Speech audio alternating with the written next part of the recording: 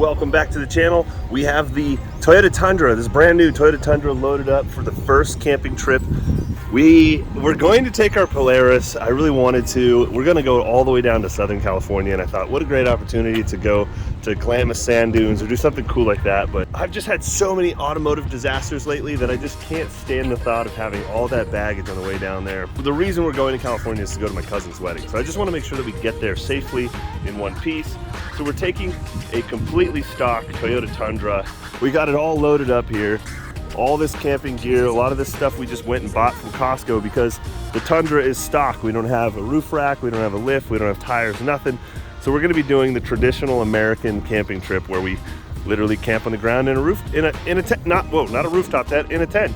You guys got enough room back there? Yeah, it's so comfy. So as the trip goes on, I'm gonna be giving you guys updates on the Tundra, what I think about it. It's our first trip. I've got just under 2,000 miles on this thing. So I've had it for a few weeks. I've already put a few dents in it. Oh, no, Maxx!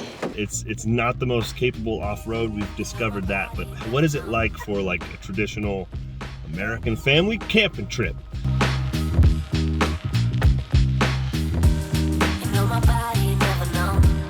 One of my favorite things about this truck so far is these multiple camera views, especially this bed watcher view. You got a good look at the Dometic fridge, our Jackery stuff, all of our bins and everything. So yeah, I mean, it only stays up there for a little bit, just long enough to check it out.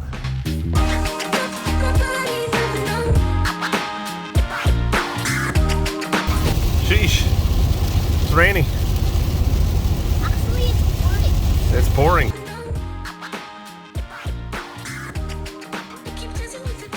pouring. Okay, well, we got 2,000 miles on the truck, and we just got a check engine light while we're driving.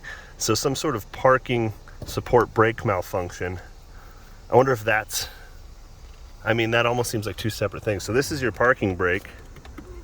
Earlier today, I don't know if it was today, but I felt like a clunk. It's just a little accident. It's not an accident, it's not your fault. Really? Is it your fault? No, I don't think so. Jesus. Is it? You'd like it to be, wouldn't you? So plasticky, everything. This whole truck is just so flimsy feeling. Everything is like, the metal feels thin. I was underneath. The skid plate is like tiny. You can just bend it by hand. I really want to like this truck. I'm trying to be fair. Yeah, I'm coming from a Raptor, so it's like a Raptor's, $40,000 more than this truck. But this is just so kind of disappointed. Well, I'm trying to figure out a way to clear the codes. I read it through a few forums. I looked for sensors. It could be the air dam. Like that would make sense, but not really because we've been driving on this for a while since we had the air dam damage that we did, and it's all fine. Like it should function fine. Couldn't find any other sensors. I disconnected the negative terminal on the battery. I'm going to see if that helps reset anything, but I'm worried. That was weird. What was that? Is it on? Oh, it's so quiet. Okay, the check engine light went away, but the parking brake thing is still off. Okay. Wonder if I can. This is the problem with modern trucks, is like they're spending so much time and energy trying to make everything like super safe and super efficient that it creates all these new issues with sensors and electronics and computer diagnostics. It's literally like 6 inches off the ground. It's the most embarrassing truck I've ever seen, and everything is flimsy plastic. And when it comes to things that would actually make like the driver's experience better, like small things like automatic windshield wipers, that's pretty standard now, but it's not on this truck, and that's been driving me nuts. Coming from my Raptor that did it, and that Raptor's a 2018. They've had tons of time to put that kind of stuff into this instead of this automatic parking brake thing that's obviously going to have dirt get into the sensors from driving and then cause these type of issues, which interrupt what would have been a nice normal family travel day. I'm not totally against this truck yet. I just haven't been super impressed. It's going to need, it's over $60,000, and it's going to need a lot love and attention from me to make it off-road capable, or close to off-road capable.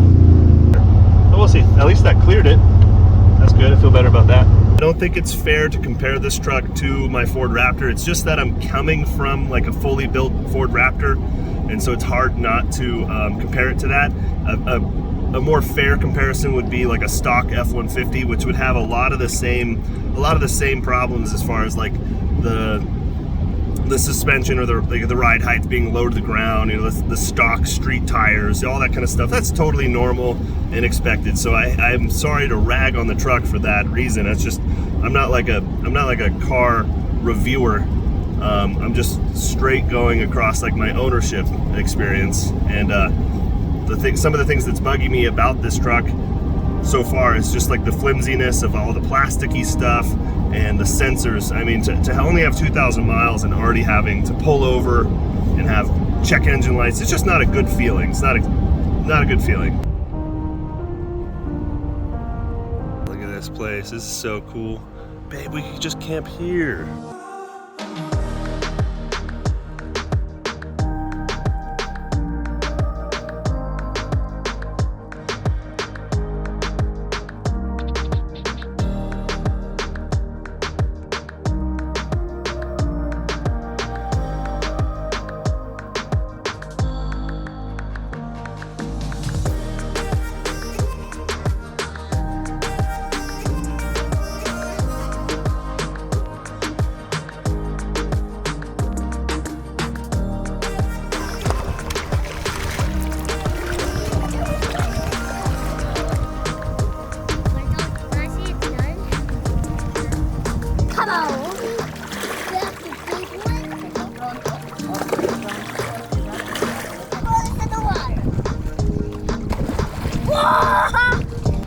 We found this really beautiful reservoir here where people are living in these houseboats, and it's just gorgeous.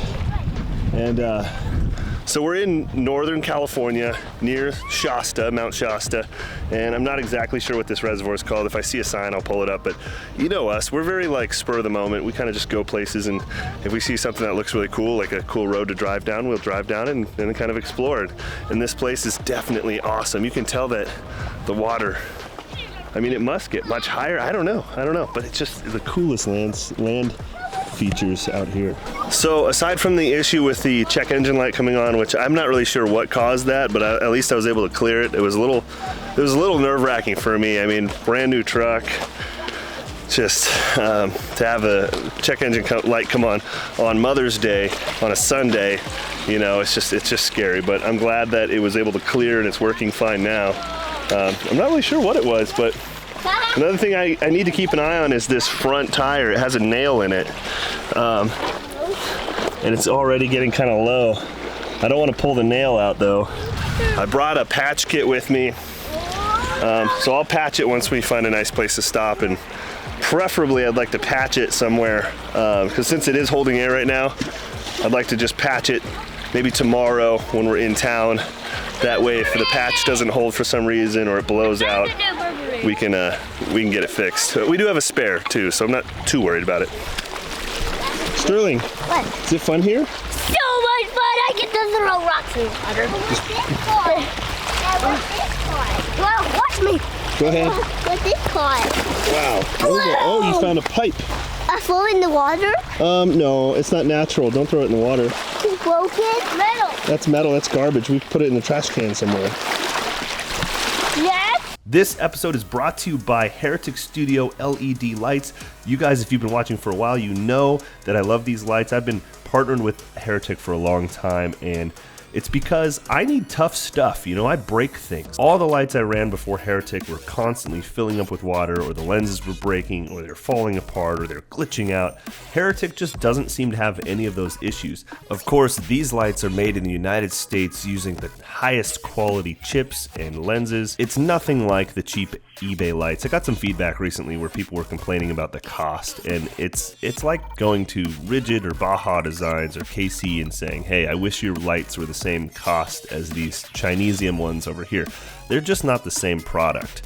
These are professional race quality products, and my philosophy is buy once, cry once. After breaking multiple of the cheaper brand lights and having to constantly replace them or not be able to rely on them, I've more recently turned to getting Heretic lights, which are very high quality but still a reasonable price.